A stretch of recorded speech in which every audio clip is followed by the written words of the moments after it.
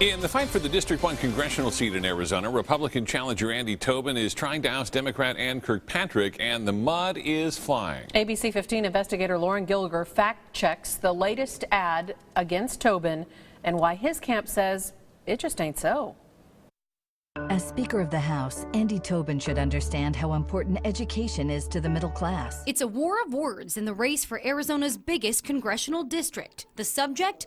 The massive education cuts at the hands of our state legislature during the Great Recession. Instead, Tobin voted for cutting over $1 billion from Arizona schools. It's a stretch to imply Tobin directly caused these cuts, but he served in the State House of Representatives for 8 years, many of them during the recession. Since 2008, Governor Brewer and the state legislature, which Tobin was a part of, approved more than $4 billion in cumulative cuts from our state's education funding. That's according to stats tracked by the Arizona Education Association, Arizona's largest teachers union. Increasing class sizes. The Democratic Congressional Campaign Committee, which paid for the ad, told ABC 15 from 2010 to 2012, Tobin voted to approve $1.77 billion of those cuts, and the teachers union backs up that claim. The Tobin campaign told us, however, that Tobin supported Prop 100, which helped ease many of the cuts during the recession across Arizona, and raised $1 billion to cover education and public safety.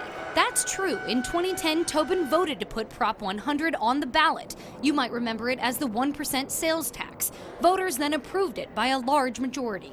Tobin's campaign was quick to point out Ann Kirkpatrick opposed this tax. And college, Tobin slashed $198 million from our universities. This is also true, indirectly.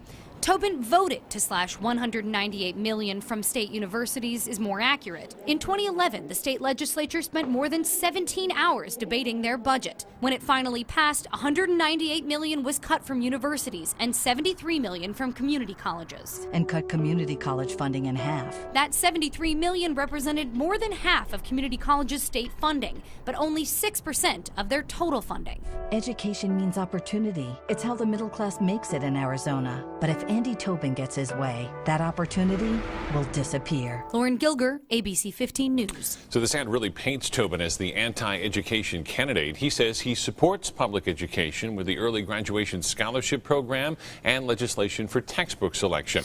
You can see the Q&A on our website at abc15.com/investigators.